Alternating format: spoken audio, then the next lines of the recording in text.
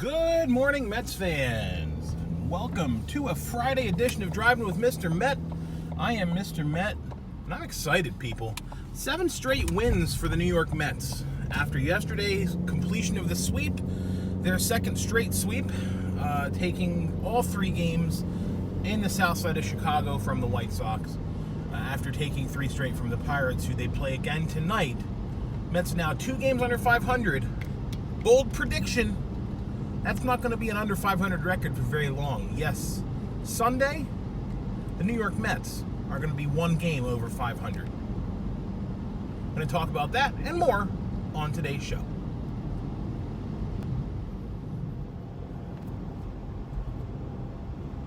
So I'm wearing my October Belongs to New York shirt, which was an impulse buy in 2016 when the Mets snuck into the playoffs with the wild card. And it's apropos because as of yesterday, or perhaps maybe this morning, the Mets playoff odds are now at 21.6%. Just 2 weeks prior, they were at like 4.5%. So the Mets have, over the course of the last 2 weeks of baseball, good baseball, the Mets have catapulted themselves into really into the thick of playoff contention, which for those of you who've been listening, outside of a very small stretch after the Mets lost 3 of 4 to the Giants, I've been saying all season that this is a playoff caliber team and that they're better than their record indicates. So this is not an I told you so moment, because look, the season's not over. If it was over now, the Mets would miss the playoffs, first of all, and secondly, that's not over. There's like 60 more games to play, 70 more games to play, whatever. So the bottom line is the Mets are inching closer to the 500 mark, which is step 1 in getting themselves back into contention. And that's great. And yes, they're doing this against lesser competition. There's no question about that. Yes, they are. The Pirates stink right now. The White Sox stink. The Marlins, who they'll play next week, they stink. Does not matter. The Mets' first half of the season, statistically, was one of the most difficult schedules in all of baseball. And the counter to that is that the second half of the season becomes the easiest, or one of the easiest schedules in all of baseball. So I think the numbers were like only the Nationals played a more difficult schedule in the first half, and only the Nationals have an easier schedule in the second half. So let's see what happens when these elite first half teams have to play stiffer competition, just like the Mets had to do in the first half. We'll find out. It's going to be fun. I tweeted the other day that Rich McLeod actually tweeted something about I believe again or something, and I replied to that, and I was just like, look, I'm Phil, and I never stop believing, and I don't think you can stop believing, and I don't know why anyone would want to, because what's the fun of that? I've said that many times. It's no fun to give up on your team. It's fun to root for them. It's fun to watch them go through the ups and downs. That's part of being a fan. I love this. I love this time of year. I love that the Mets are playing better baseball, and I love being here to enjoy all of it, because Willie Randolph always said the champagne's going to taste so much sweeter because of all the struggles that we had to endure. And unfortunately for Willie, he never got to taste that champagne outside of a National East Division crown in 2006 and 1 playoff win against one round of the playoffs at least against the Dodgers in 2006. So I agree with that, though. It's winning is a lot sweeter when you've had to deal with and endure the pain and the misery that is watching the Mets fail so often. It makes victory that much sweeter. So back to yesterday's game. Now that I'm done pontificating about how to be a fan. Yes, back to yesterday's game. The Mets ended up winning 4-0 on the back of a very strong performance from Zach Wheeler through 7 innings. Pitched very well.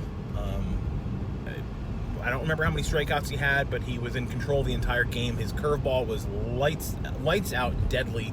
I saw a few curveballs that he threw that were just ridiculous, like unhittable. So Wheeler's into form. Syndergaard, brilliant. DeGrom, brilliant. The pitching staff is really coming into its own to the numbers that show that the Mets have the number 1 starting rotation by ERA since the second half of the season started. If that can continue, that means they have to rely on the bullpen less, and that means more wins. And the bullpen's been a lot better too. 5th best bullpen ERA in the second half. Yes, it's against lesser competition. I get it. But, hey, the numbers don't lie. They are what they are. Also in yesterday's game, I almost said Roberto Alomar. Wow. Robinson Cano. Boy, I hope I didn't just seal his fate on that one. Robinson Cano had himself a nice game yesterday. Ended up driving in 2 runs. First one on a solo home run, the second on an RBI. Single or double, I don't recall. And then Wilson Ramos drove in the next 2 with a base hit. So that was all the offense the Mets needed yesterday. I still think that Mickey Callaway needs to shake up this lineup a little bit and protect Pete Alonso a little bit more, because Pete's getting nothing to hit. And you can see that he's starting to get frustrated by the fact that he's not collecting hits at the rate at which he was collecting them in the first half. And it's because he's not being pitched the same way. I'm not advocating for putting Conforto behind him, because Conforto's been so good batting in front of Alonso. I just think Alonso needs a little bit of protection behind him.